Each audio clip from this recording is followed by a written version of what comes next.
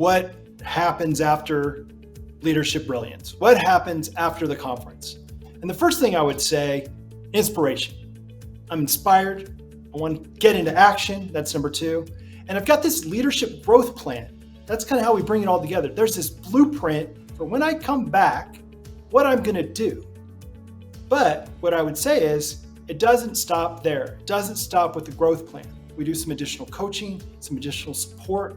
But in addition to that, we also really want to prepare everyone that attends to keep going on a journey, right? This is the beginning of the path.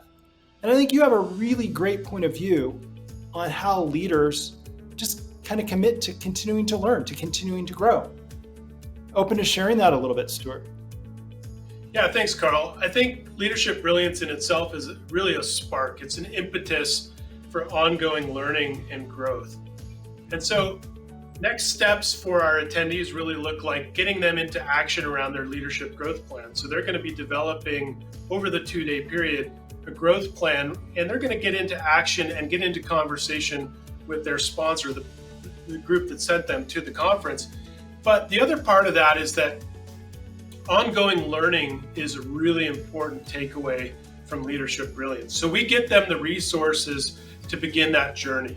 Leadership is a journey. That's the way that we phrase it. And so we've recommended and we hold them accountable to reading a couple books, one of which is the Harvard Business Review book called Being a Great Boss. And we have them pick through the chapters, and then we're following up with them after the conference to make sure that they're getting into action and reading through the book and figuring out some very important leadership concepts. So again, Leadership Brilliance is really the spark to get them going down the right path of ongoing learning and development. They're going to have a plan and resources to help them start down the right path.